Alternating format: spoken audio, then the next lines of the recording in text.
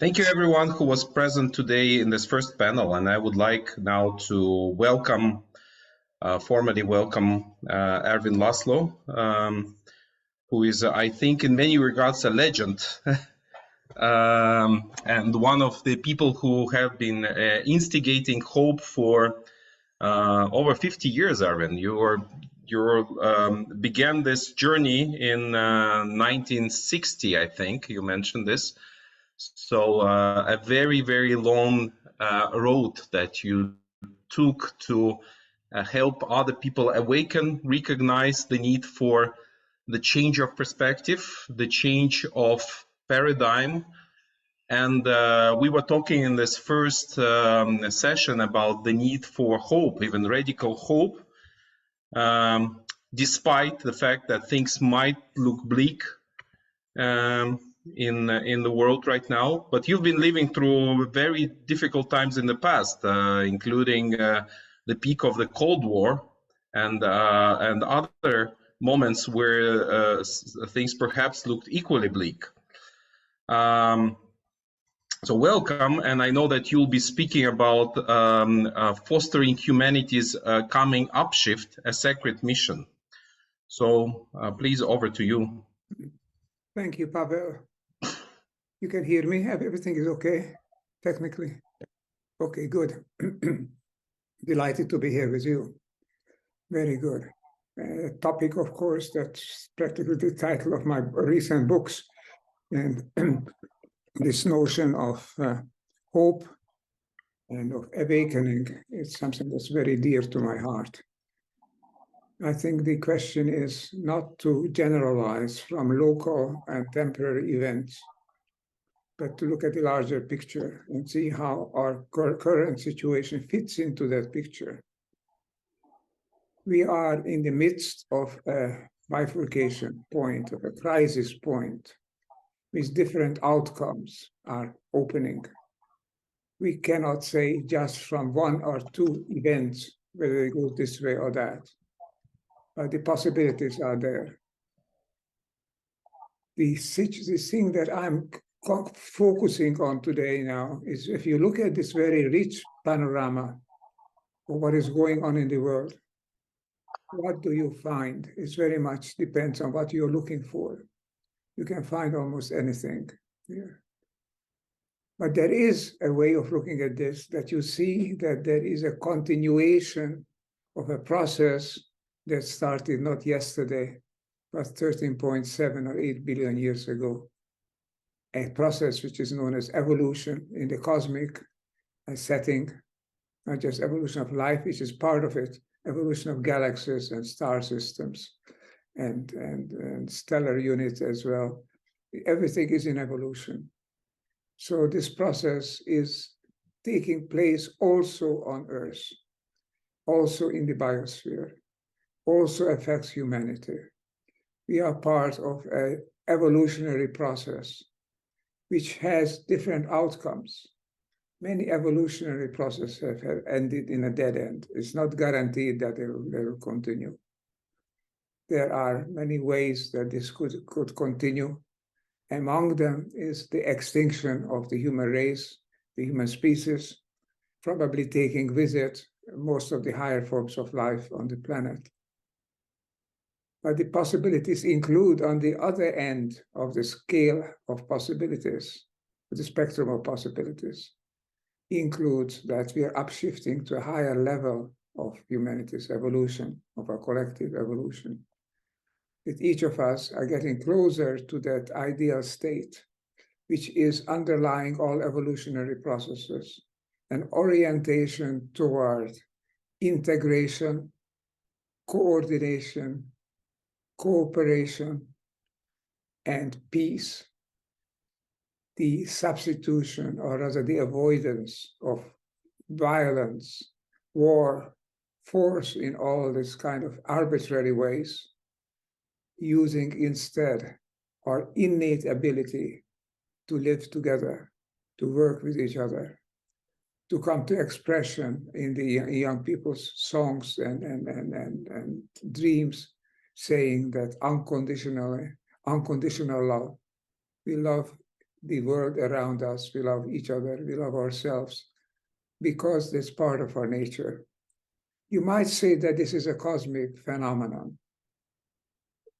I think the hydrogen nuclei and the first beginnings of the cosmic process must have felt something like love for the free electrons, of which some have been captured in the electron shells of hydrogen. And they move to helium and move to the deuterium and to the other more and more complex units, which in turn move to other molecular structures, multi-atom molecular structures, megamolecules leading to cells, cellular assembles leading to forms which emerge also as the phenomena of life. So this is a process. This process has an unruly, unsmooth unfolding. We call it non-local and non-linear. It's non-local because all elements of it work together, affect each other, whether it's evident or not. All things are affecting each other in this so-called quantum universe. It's not a mechanistic, limited space-time universe. It's a whole system universe which encompasses all things in space and time. Space and time is also a temporary phenomenon. It's finite space, as Einstein says, finite but unbounded.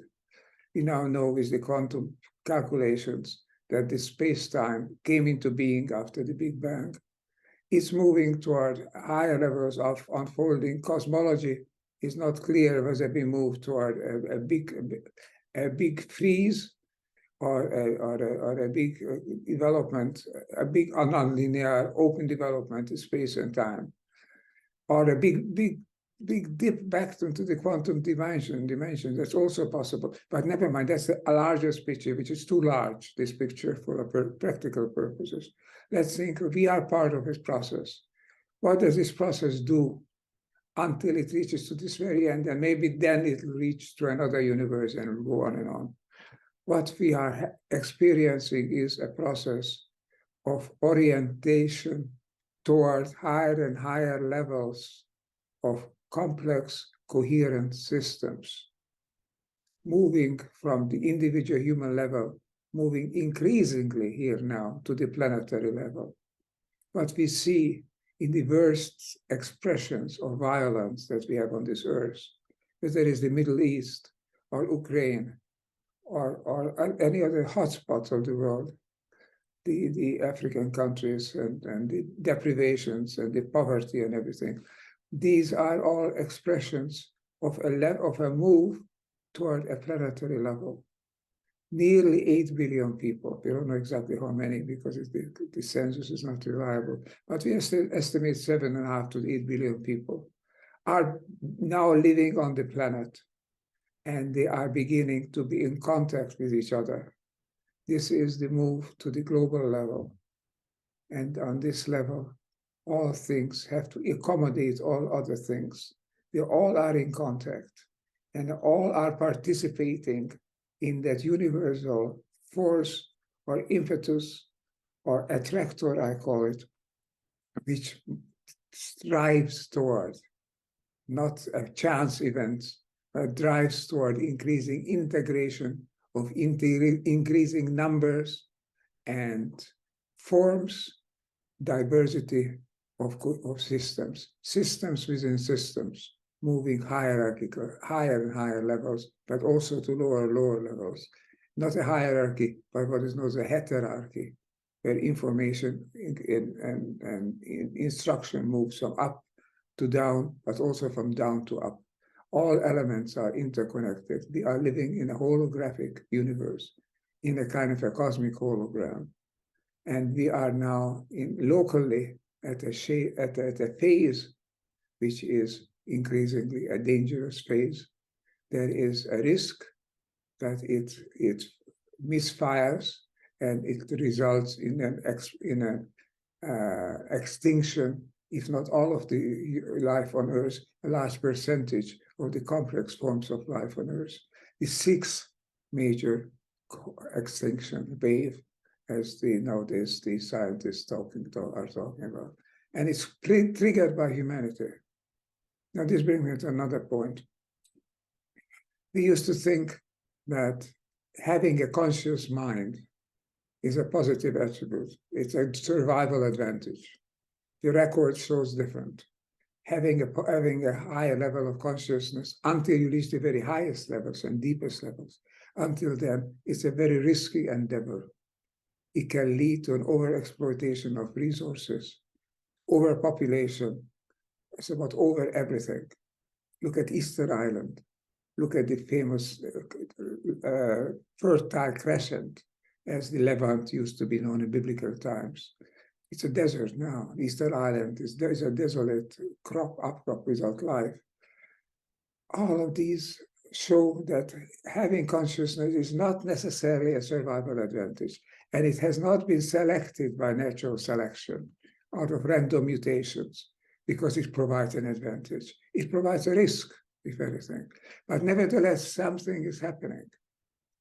Evolution keeps creating higher and higher levels, more and more diverse and complex systems into unity, into some kind of form where the many are expressing themselves as one. We are part of that process. When you ask me to talk about fostering this process, I say fostering the oneness which is in evolution. It is in us.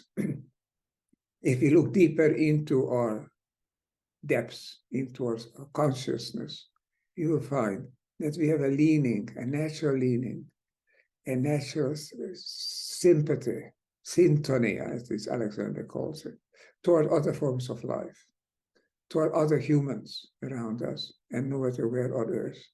We feel it when we are not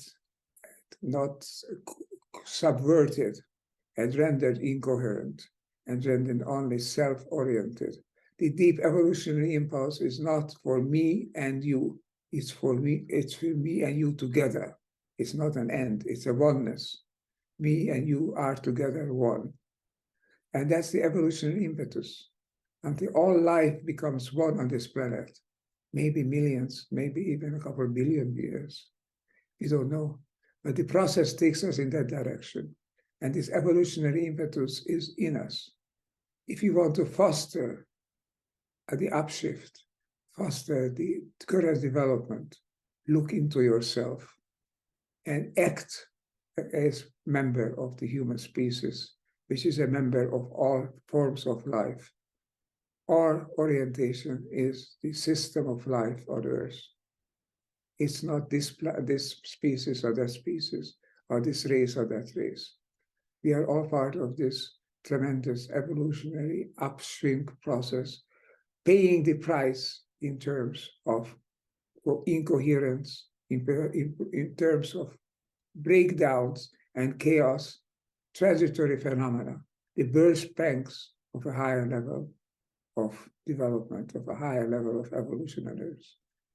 In my latest work, I emphasize the fact that if you look at the evolution of life and the evolution of consciousness, you'll find that it has an underlying motivation. It's not a chance process. It's not a question of just natural selection, selecting the most likely one. It's something that is intrinsic. This universe is intrinsically oriented toward life, toward consciousness. This is, to my mind, is the mission. The sacred mission is to work with the universe, not independently of it, that's not possible, but not trying to work against it. The universe is an evolving quantum universe, all things together forming the holograms. And together it's oriented toward higher levels of integration of more and more diverse systems. Look at the contemporary situation, you'll find many elements that show that this process has started, is going on. Workshops like you're having, I heard a few minutes of it, but it seems to me what I heard is exactly what we need, exactly an evidence, testimony to the fact that we are moving to a higher level of integration on Earth with the tremendous incoherence, the tremendous chaos, the tremendous violence that goes on at the same time. That's the price of change. But we have a consciousness, and we could use our consciousness to diminish the price and to maximize the gain. The gain is to be one with each other and with nature, then live in peace and harmony.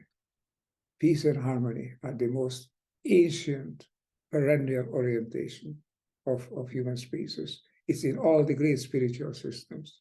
If there is nothing else, it certainly is always there. Live peacefully, live in harmony with each other and with nature. And that is the evolutionary imperative. Listen to it and follow it. It's in you. It's in you and me. So my message is, think of the evolution as a sacred event, something, a sacred process, something that in which we are participants, not above it, not beyond it. We are part of it. And because we are conscious beings, we can foster it consciously. So I say, let's foster this natural human evolution on this earth, doing consciously. Conscious evolution means fostering the great upshift. As you know, just to end this, on the 24th of this month, in 6 days' time, I'm going to have a new book published. Alexander has a chapter in it, Pavel has a chapter in it. It's called The Great Upshift, and there are 35 chapters written by 35 outstanding people. And each chapter maps out a way in which we could upshift together. We could find this coherence and this love for each other and for our surroundings and for the planet. So if you want to look at a kind of a mini encyclopedia, about 320 pages, enormous, and never written such a long book, but I have 35 collaborators and the great co-author, David Larimer. So if you want to look at these roadmaps, I suggest you should look at it. It's available also on the internet. Anyway, my message is foster the upshift because it's fostering your deepest nature, your evolutionary nature as an evolutionary agent. That is our mission. And let's try to live up to it. Thank you for your attention. Thank you very much, Ervin. And if you could stay with us for just a few more minutes, I imagine that some people might want to ask you one or two questions. So I would invite people to, if you feel like you would like to ask a question, maybe raise your hand and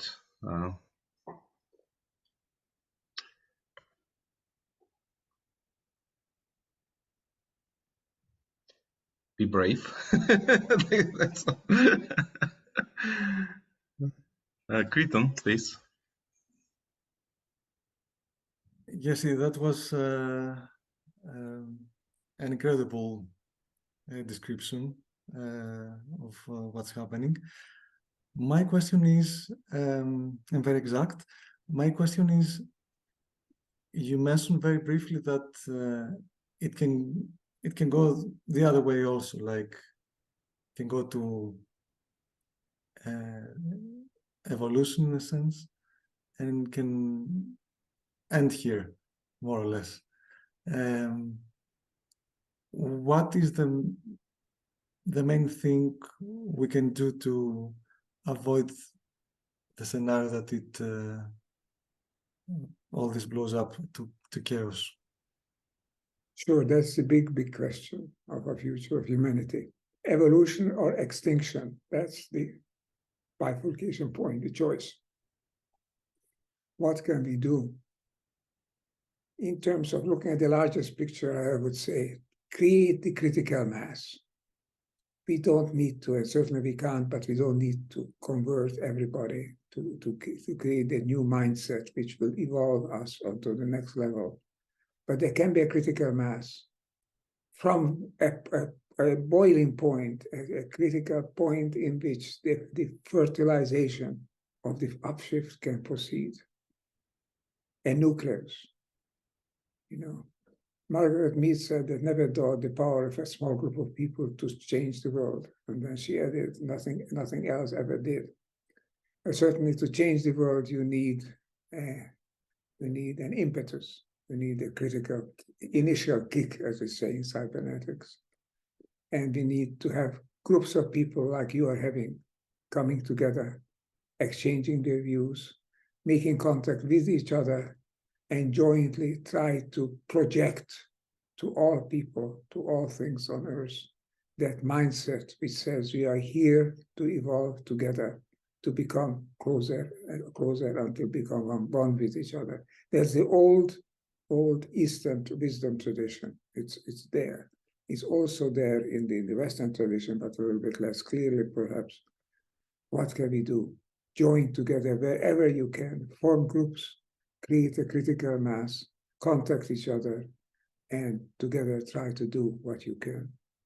I'm forming now, just to add this very quickly, I'm forming a working group made up of 10 different organizations, including the Laszlo Institute, to create a series of events, including a symposium and festival, all centered on the notion of a sacred mission, joining together in the idea that we are pursuing not a selfish, not a temporary short-range mission or our objective. Ours is a sacred mission of preserving and enhancing and developing consciousness on this planet. I think that is the bottom line for me. Now, whatever you think is the bottom line could be something else. I think you need to join together, and you need a critical mass to change what we know doesn't work. What doesn't work is the old exploitative, separatist, mechanical, physically based mindset, which says, I am me and you are there, and we only interact if you have an advantage out of it. The old mindset, the Darwinian, the Newtonian mindset, as poor Darwin and poor Newton never thought of it themselves, but the followers did. And this old mindset's got to change. It's creating greater and greater chaos and difficulties on the planet. We need a new mindset, a mindset of joining together. You can create such a mini mindset, or as a mini group with the new mindset. It'll spread. I'm trying to offer this also on the internet for people and organizations to join. Let's try to pursue a new paradigm for humanity on this planet. So the answer is, you can do it, but join together with others and do it together. Yeah. Apparently there is no other way. I feel like this is also the message of the previous panel. And let's Majida, I think there's a second question from you. So over to you. Can you hear me? I just wanted to ask Yes. a question because my camera's not working. Doesn't matter, because it's very inspiring. Thank you for all you shared and the energy with which you shared it.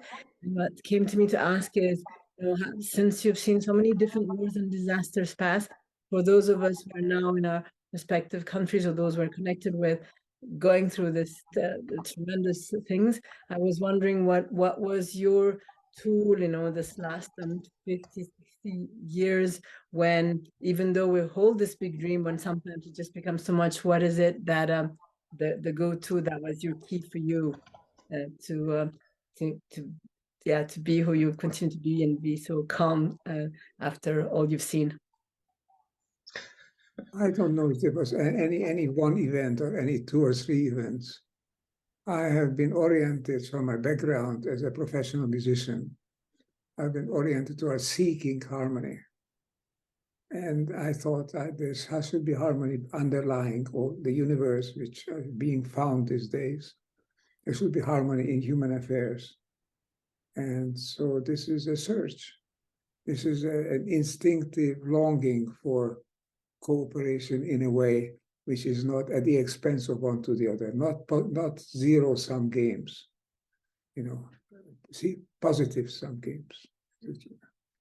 So this has been always my wish, my predisposition to look for cooperation, to look for togetherness, to look for the phenomenon of a good symphony orchestra where all players play together. You don't even need a conductor very often. If you know the score, a good orchestra will play by themselves. And that is the idea, I think, for nature and for humanity as well. Ervin, thank you. Thank you for being with us today. I know that there was it was a little bit, let's say, challenging to have you here with us today because of certain medical procedures that you had to attend. So thank you for making time for us and being here with us today. Really a lot of appreciation for your time, your presence, and your messages that I think will be definitely taken forward by communities present here and those people who listen to you right now. Pavel, Thank you very much. Thank you and Alexander for the initiative. Since you have recorded this, if you can make it available, if you can make it available to me, also to my associate Nora, we can play it, we can put it on a website if you have a recording, you know. So let's continue. This is only the beginning. Of course. It seems that it's only the beginning. And thank you again, Ervin, for being with us.